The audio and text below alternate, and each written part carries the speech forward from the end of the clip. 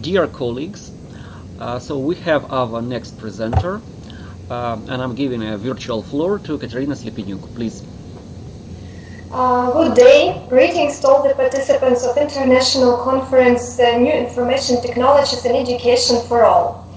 My name is Katerina Slipenyuk, and I'm Junior Associate and Professor's Assistant at President Academics. This is an educational organization, American one, and we provide educational services for the US market. Today I'm going to talk about successful organizational, methodological, and pedagogical approaches to lifelong learning programs in the United States. And just a second, I will show the presentation.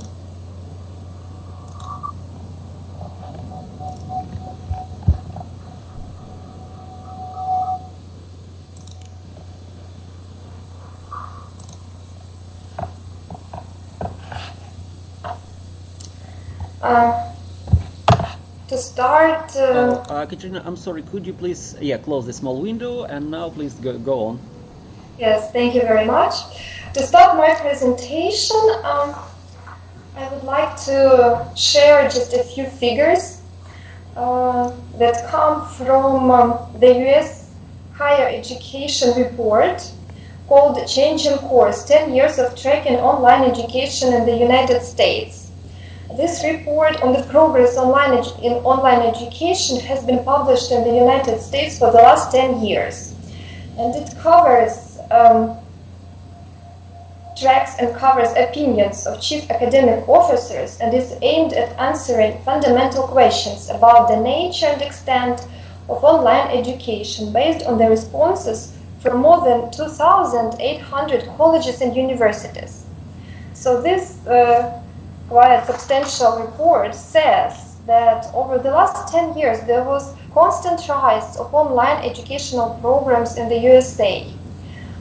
More than 6.7 million of students have taken at least one online course in the fall of 2011, which adds up to 32% from the total student enrollment. Compound annual growth rate of online education is 17.3% during the last 10 years, while increase in overall student enrollment averages to only 2.6%, which translates into higher, speedier growth of online education rather than regular education.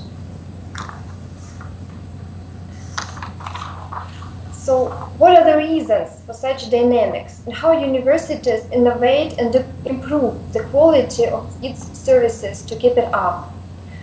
More academic officers agree that the level of online education is comparable to face-to-face, or even higher, and it was very well presented and proved by the previous speaker, Svetlana Bukov, who also represents President Academics. In this presentation, I would like to focus on a variety of online methodological approaches and cover, so to say, opposite methods. Opposite in a sense of feedback and in a sense of student participation in online programs. So the first one is massive open online courses. Methodology, I would call it, or approach, or a new trend. The abbreviation for massive open online courses is MOOCs, and I will use this abbreviation throughout the presentation.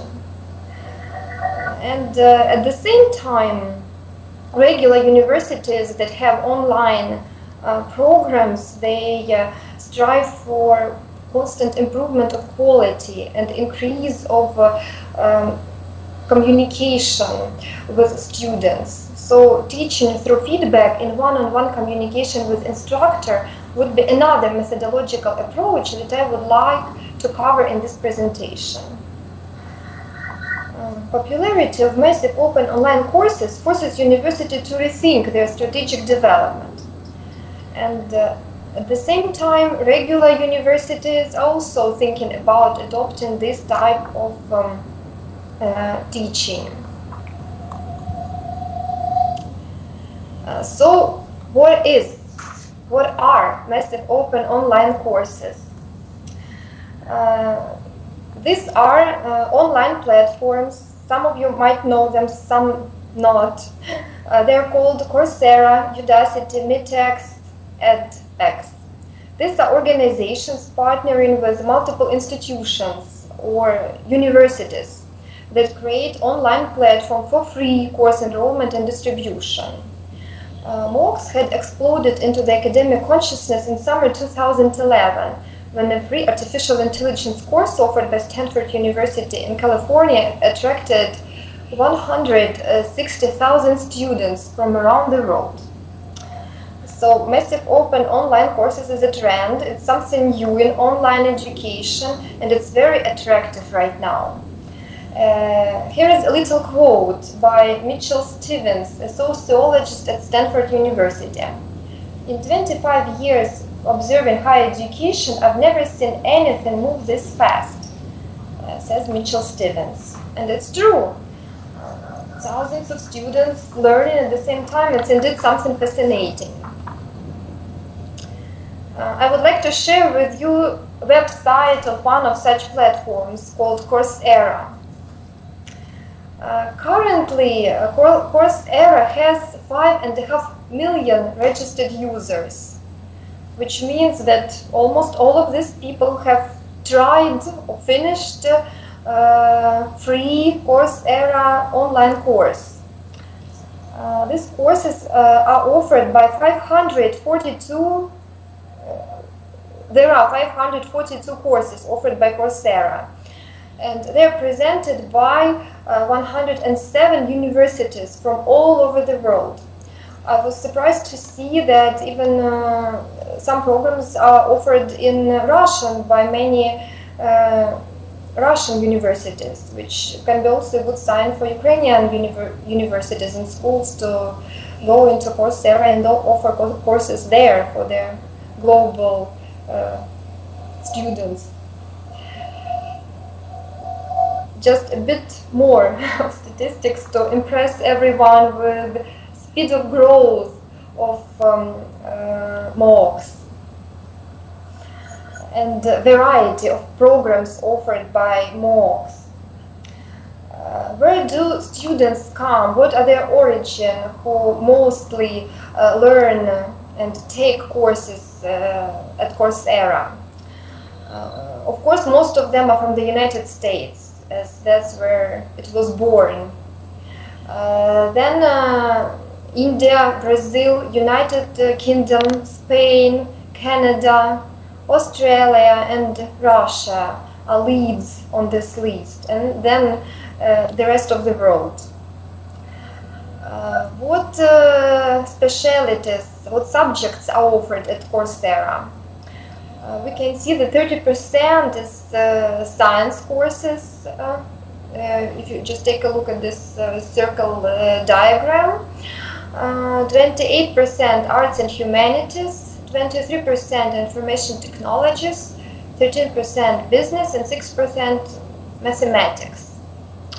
And this diagram here just illustrates the relation between their growth of quantity of courses at Coursera and quantity of students.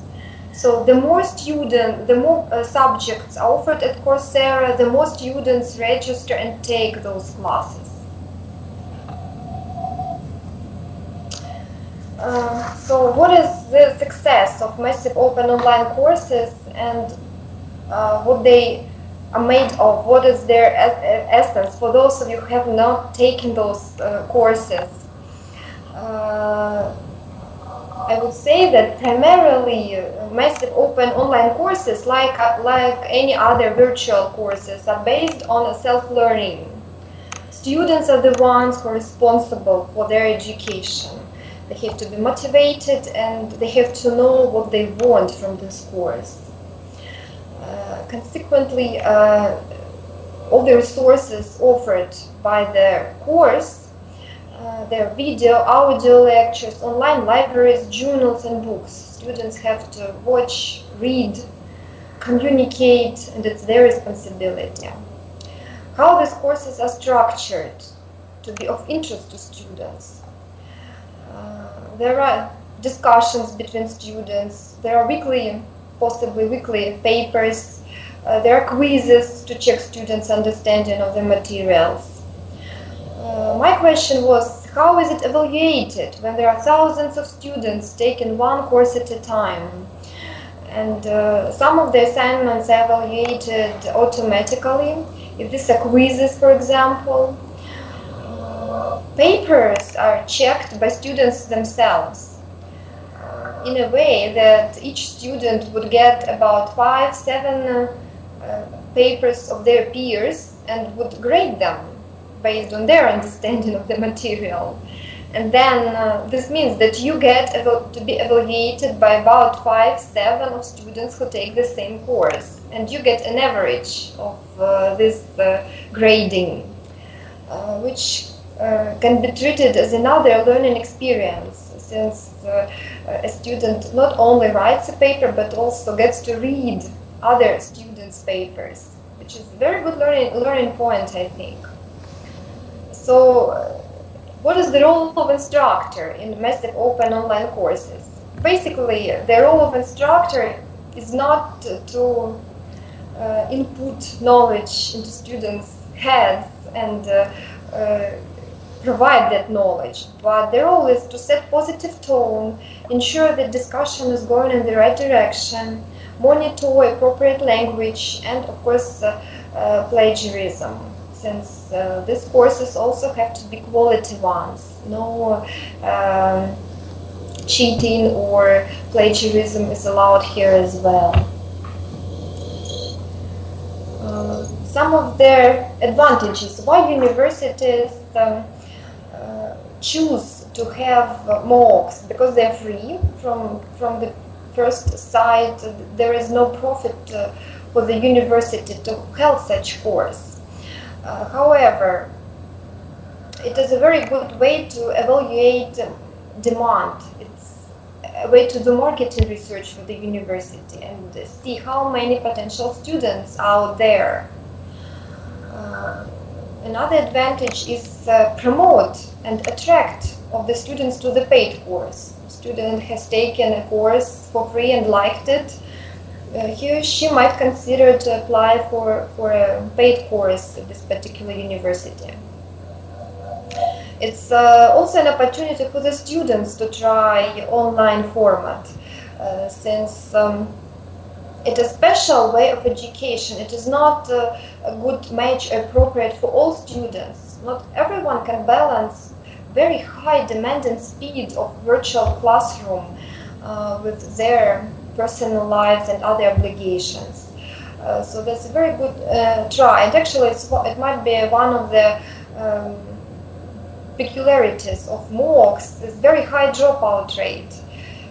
Usually, only 25% of the students make it to the end of the course, comparing with the registered users. So these were all bright sides, all the positive sides of MOOCs and their speedy growth and very opportunistic way to do online education. However, there are also a few questions to MOOCs, which will come forward for the students. One is MOOC certificate recognized by the employers?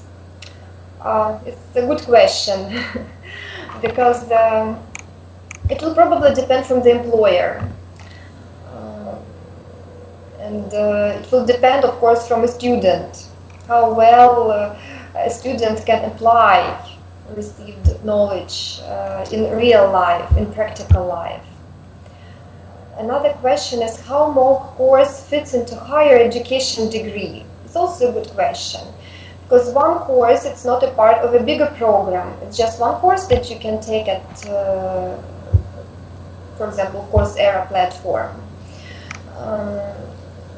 But I think it's still a very good practice, because it shows that a person is interested in self-development, is interested in moving forward, learning something new. Here is also some interesting statistics from the Sloan report I have mentioned from the beginning. which is also quite illustrative that despite of all the positive sides of MOOCs, not all universities are introducing those in their regular educational format. 55.4, just a bit over than half American universities are undecided about introduction of massive open online courses. Only 2.6 have MOOCs. 32.7% do not plan to introduce MOOCs, and 9.4% are at the planning stage. So global American academia is still thinking and watching what will come out of this initiative, taking waiting position. Young people are interested and ready to invest time and education for better quality of life. Online education and MOOCs will take a different shape in the near future and will influence overall approach to teaching. This was discussed during Revolution Online Roundtable, a part of World Economic Forum in Davos, organized by Victor Pinchuk Foundation in the beginning of 2013. And you can see a link to this roundtable, and I highly encourage all the participants of this virtual conference to enter this link and watch it. It is about 1 hour long. And it's absolutely fascinating roundtable that features all the world leaders, such as Bill Gates, Raphael Reif, president of Massachusetts Institute of Technology, Daphne Koller, co-founder and co-CEO of Coursera, Sebastian Thrun, founder of Udacity, and Jimmy Wales, founder of Wikipedia. So these are all leaders in the academic sphere who share their perspectives on the future of online education, particularly of MOOCs. And they all agree that MOOCs will take different shape. Not so many students will be applying for these courses, but it will definitely impact the way how regular universities operate. And it's all possible altogether that some universities will even stop their real existence and will turn into virtual schools. Okay, I will end here with the first part about massive open online courses, and we'll move on to the second part of my presentation, which to some extent, as I said from the beginning, is almost opposite methodology to MOOCs. And this teaching methodology is practiced by Northcentral University, which practices primarily one-to-one teaching format. So it's no more thousands of students, it's just a teacher and one student. At Northcentral University, no group assignments and general discussion forums are done. Faculty teaches primarily through their very high quality feedback on assignments.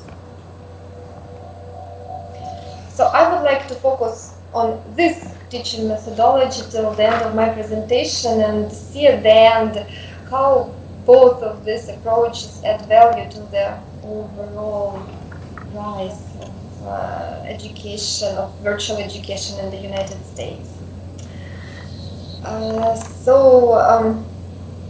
Teaching one-on-one applies a very, very high level of feedback quality. And here I would like to introduce two concepts which are different in this particular university, and here are their definitions. Grading is providing information about performance on a specific assignment.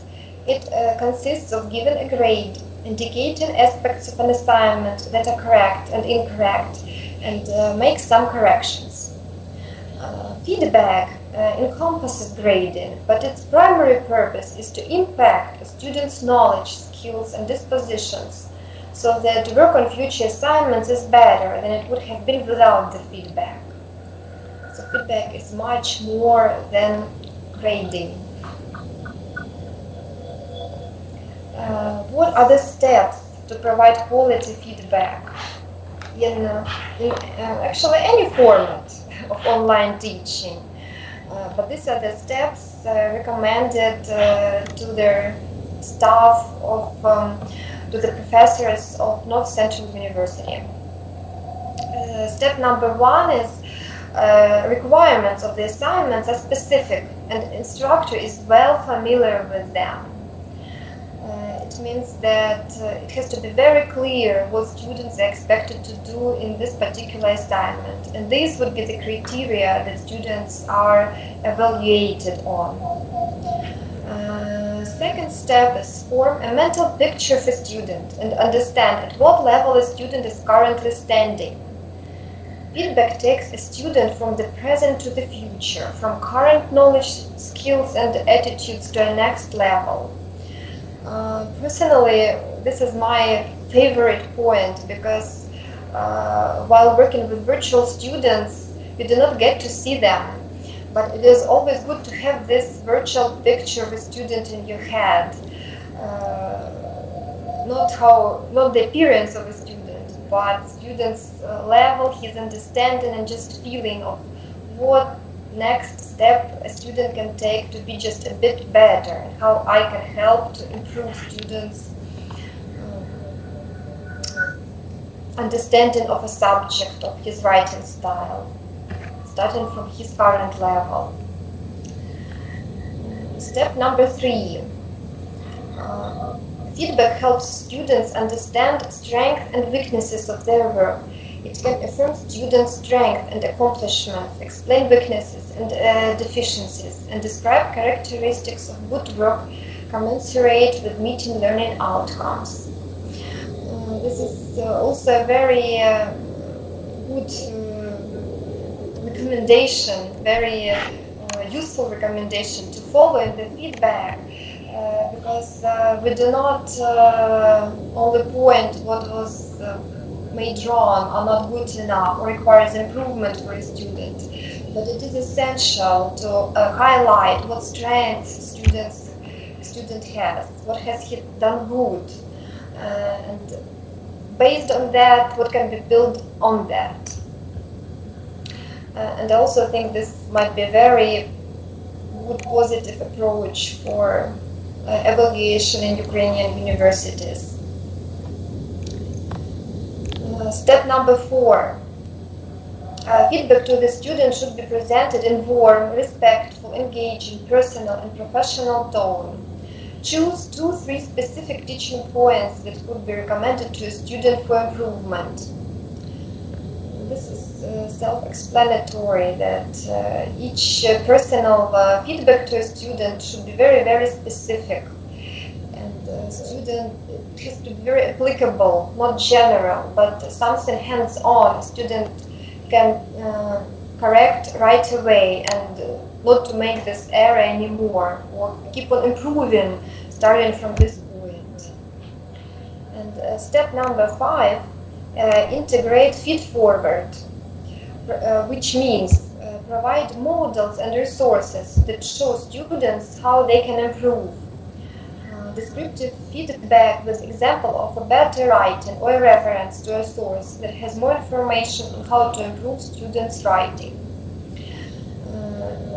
This means that feedback should include links to some sources, maybe some writing tools or some journals or articles that would have additional information or hints or links for students' improvement.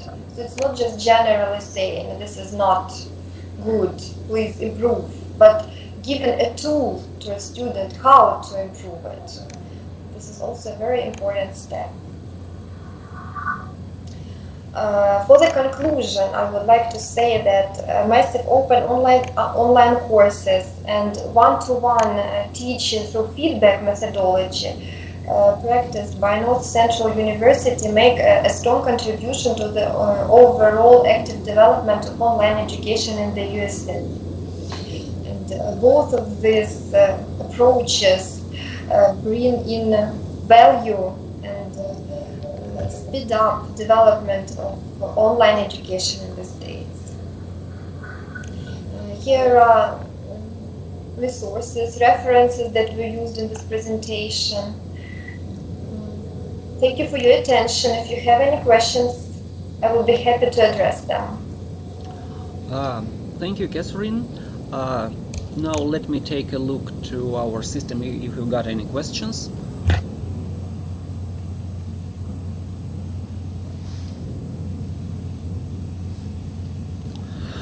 Yes, so we've got one question, which is in Russian, so I'll try to translate. The question is, what do you think, why universities spend resources to develop MOOCs if MOOCs do not bring profit? Why universities develop courses? Yes, or for massive open online course they don't platforms. bring profits, yeah? Yeah, why do they develop courses and allow people to access it for free? Yeah, that's a very good question. It was my question as well. That's why I started researching this question. It's very interesting. As I have mentioned in my presentation, that from one side, it is promotion for the university. I think that when students enter such platforms as Coursera or Udacity and take the course for free from that particular university, a student might be interested to apply for their paid program and pay for full degree program. It might be one reason. Another reason is that for some universities, like big ones, like Massachusetts Technology Institute, Institute of Technology, or Harvard or Stanford, those big schools that also offer online courses for free.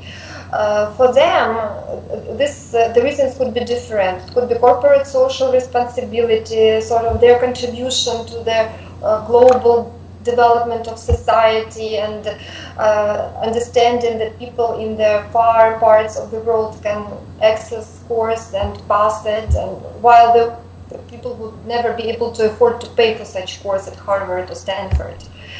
It could be also analysis of the market situation and understand where how to plan strategy of education development for the future, because many universities, they think right now where they will be in 10-20 years with such speedy development of online education, and they realize very well that it might be a good chance that in 10 years students will not even want to go to brick and stone university, but they will want to learn only online